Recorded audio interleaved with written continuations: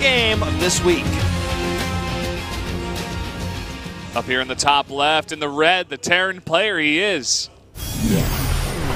Samsung Galaxy Can Reality. The crowd gets louder and louder every time, man, I swear.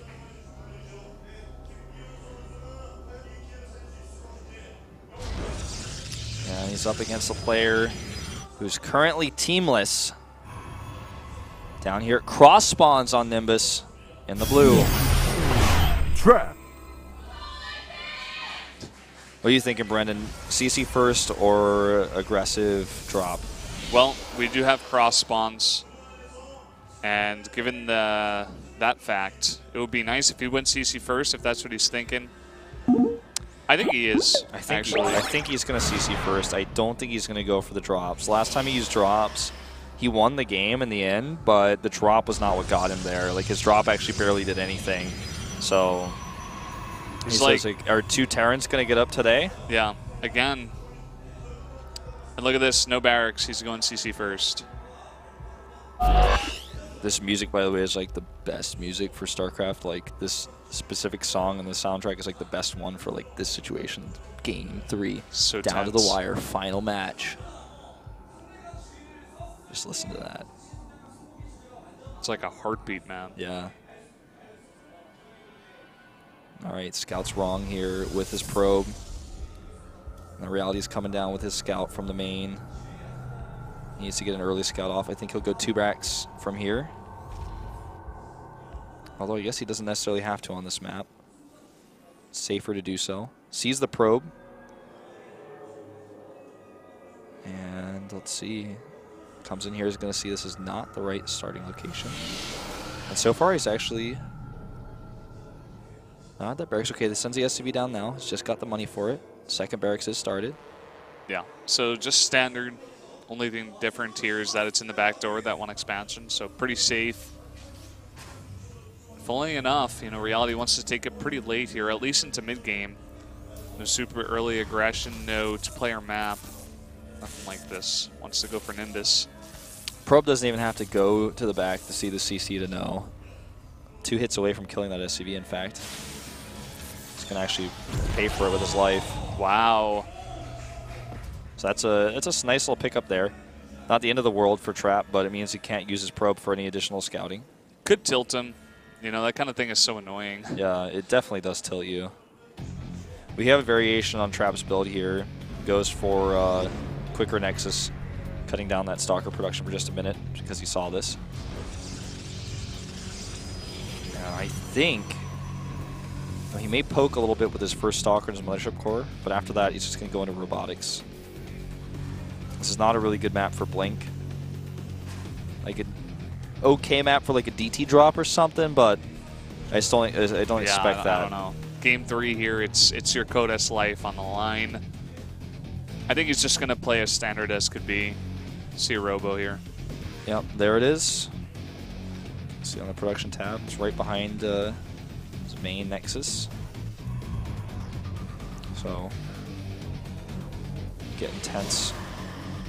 Now, Reality, with this type of opening, doesn't have any way of scouting other than scanning. And he's going to get this factory up pretty quick. Did not go triple barracks, to just go into the 2. Gives him a little bit faster of a tech. And that's probably going to be his first window into what Trap is doing. Scanning in this case is just not really, it's just honestly not viable. I mean, if he gets lucky, he might see something. But is he going to hope that like the Robo's not at the natural? Is it like not at the front of the base? Okay, he scans actually, he does. And he gets lucky, man. Yeah, he does. I mean, Trap could have easily hit that up on the high ground. Could have been anywhere else, but he's very lucky. So that's a great scan there for him. So now he knows, okay, nothing weird. Start my stem, get my Medivacs out. Oh, he's going to do a fast triple here. That's pretty weird if I have to say so myself. It's cross spawns against his opponent's CC first. It's risky. I think he's gonna. You think he's gonna go Bay here too? He's gonna take like all the risks, or is he gonna go double gate first? I think you almost have to go double gate. But as I say that, he puts down the Bay. He's very comfortable with playing this greedy style right now. Especially, you know what? Especially after the scan goes off on the Robo, that kind of makes sense to me. Yeah. He's banking off the fact that Reality is just not going to see this for a while. You're playing cross positions. He just scanned. He has the watchtower, which is only really important on this map in these spawning locations. He has the observer coming across. He knows there's no way anything's going to come scout him. And there are the 2 gates. Okay, another scan. Okay, this time to get the observer. And he does get it, so nicely done. All right, this is tense, man. Okay, what's the scan? Does not see the bay. Look at that. Nice positioning there. But this is just the type of coincidence I'm talking about. Had he put the Robo where the bay is exactly right now, he wouldn't have seen this. This is great for Trap. If he just walks straight into the natural with this pressure, or rather straight into the main, he's not going to see this. He's got to check it. Well, he's coming from the right side with that drop. Yeah, he's definitely going to see this. This is going to be tough to defend, actually, with all the greed out of Trap here. He's trying to get those gateways up. He's trying to power up here. He needs some units. He's trying to chrono boost out this guy, this one Colossus. Going to be so key in defending this push. Yeah. Just getting that extra income for now. Okay, here we go. He's coming in here. He's got stim. He's not moving in. Okay, now he is. Now he sees this base. Widowmine actually gets in here. Oh, nice shot there. And this third base is totally exposed, as well as these stalkers. And there's a Nexus cannon going down. He's kiting with his life here. Uh-oh, these pros pretty weak as well. Out in the open, this one Colossus is trying to do some very nice forces here. Keeps him in this Nexus cannon for a long time. He keeps him in the Nexus cannon for a while. Does not get the damage done he would have liked. He knows there's 2 Widowmines over there. He's like, wait a minute, I haven't dealt with those yet. The drop ship is actually coming over here to save them. I think it'll save one, actually. Oh, yep. Oh, wow. Barely escapes there. Talk about a hot pickup. Now, third base has started for Reality, but he hasn't stopped his opponent's third, and his opponent now has Colossus tech, as well as all these gateways powered up. And his worker count isn't in the best place. He knows he killed a lot of harvesters with this harassment, but he can make triple harvesters with that fast third Nexus, and he's going to have the better saturation. Yeah. He knows it was a shaky hold here for Trap, so I think he wants to put on more and more aggression, wants to try to push his limits here, try to get as much damage done as possible, because he knows with that super greedy build he has to. Yeah. He has to punish Trap here. Yeah. Okay. Loaded it up. One cannon. He's got plenty of units coming over just in time. Seeing this push, he knew it was coming. Yeah, nice hold. Picks off a Marine. Doesn't lose anything else, though. Constantly chrono boosting probes, you can notice, because he knows he lost a lot during that. And Army is not really a problem for him. He has a good tech. He knows there's no Vikings out on the map for him to worry about. He knows his upgrades are going to be ahead in just a second. He can, chrono boost on those as well. But he doesn't really need to spend a lot of chrono on Colossi, for example. Or really even his Blink research, because even without Blink, he's in a pretty good spot right now. Once he has Blink, the drops are going to be all but done. But a large army, again, this is how this matchup plays out. When you beef up this Terran army, it gets up to 76, 80 army supply, sometimes even twice your opponent's army supply. But it's a tech that's an issue. It's hard to attack into this. These force fields, his Nexus cannons. 4 cannons being made right now. He's playing this style where you just play very defensive on 3 base. He was able to just barely hold that 3rd base, and now he's just playing super greedy with the cannons. He's just going to try to sit back and get this army up. As long as he can hold it off, he'll be fine. He's sort of spread out here. I wonder if he's going to plan a recall here. He's got the Mothership Core with his army. These 4 cannons are not enough. He has to evacuate his probes. He does not recall. He walks. Yeah, this next is very low, down to 800, 700, 6, 5, 4, 3, 2, 1, and he gets it. And we'll actually be able to save some of his units here. Trades against the Stalkers on his last second there, and that was a very good moment here for Reality. Takes a massive lead in this game. He's now on 3 bases himself. Upgrade-wise, he's not too far behind. He's way ahead now. He took out that 3rd base. It's being remade right now, but look at those supplies. He's up 50. He's got a gigantic army. The Colossus count is only at 3. He's got barely any gateway units with that as well. Was it Reality? I think it was, who did another 4 medevac drop like this when he was in a position like this where he was just like, you know what, I'm going to do 4 medevac drop. If you're out of position, I'm going to get ahead in this game. Again, he just pokes with it. Going to maybe get a pylon here, 1 probe. does get out. But now his opponent's focus is completely over here, and he's going to hit the third base. It's really hard on this map. These 3 bases are so spread out. Yeah, I'm starting to understand why Terrans are picking this map against Protoss. Yeah.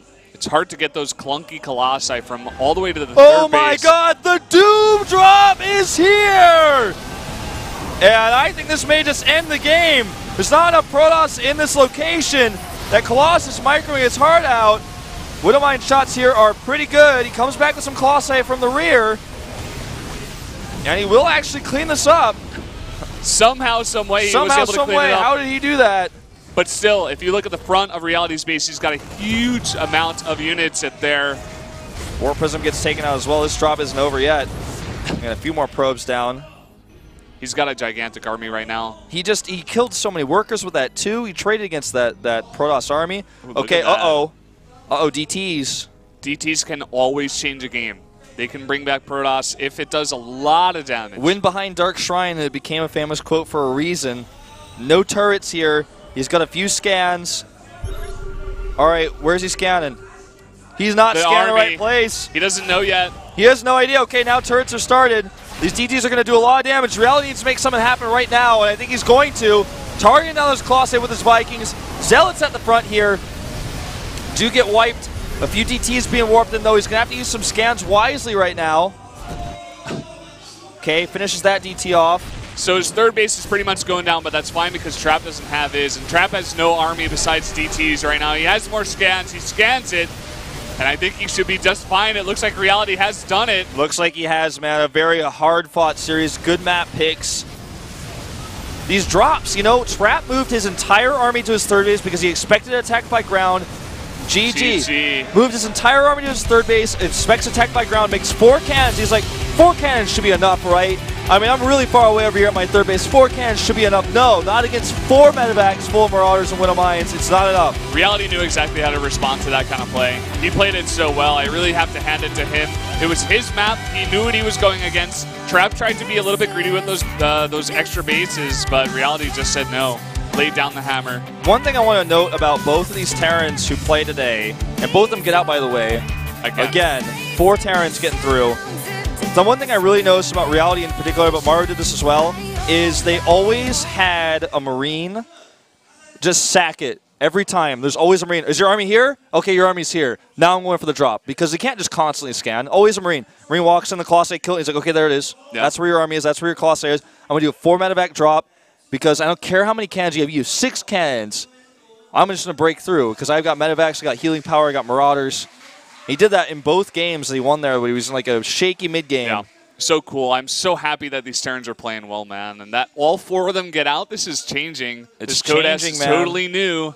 We got something new for you guys. It's really happening, guys. Let's take a look at the results. I mean, we just told you who won, but you can take a look at our scores and how it happened. Maro was able to beat Kush 2-1 there at the beginning. It felt like, man, I swear it felt like Maro took a 4-0 in here with how well he beat Trap in that winner's match. Trap did win over Reality in match 2. Maru beats Trap in that third one, the winner's match. Reality takes a 2-1 over Hush in loser's match and then takes down Trap in another 2-1. Such close games today, such close series. I swear, man, Maru in that series against Trap played perfect in the winner's match. Like, he won 2 to -1, basically. That's how we got our group 4-0. Pretty much. All right, so here's, of course, our groups for next week.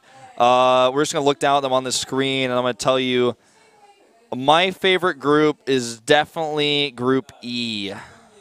Group E, why is that? You got Rain and Zest, Rain, of course, Zest, and Rogue. And then Hurricane's like a wild card. But honestly, looking at Group D, you got Sulky, Byung, Terminator played insanely well. You got Stats. And then, of course, on F, you got Sue, Trust, DRG, and Stork. Like, actually, you know what? I'm like, I can't pick a favorite It's so group. hard. I would have to pick D, though. I'd go with D. I like Byung, as well as Stats and Sulky. Stats is playing really well as well. So, well, let's take a look at our WCS schedule for other regions. Starting with America, you can see it's going to be Group F. Heart versus Seed and Tudming versus Scarlet is going to be down there at August 11th at 3 p.m. Pacific, and it's 7 o'clock in the morning over here in Korea. Yeah. So that will be the WCS America schedule, not Korea. So don't be confused, because I heard that some people were a bit confused about that. Yeah. That's going to be it, though. Thank you guys so much for watching, and we'll see you guys tomorrow at the Pro League Finals. Don't miss it.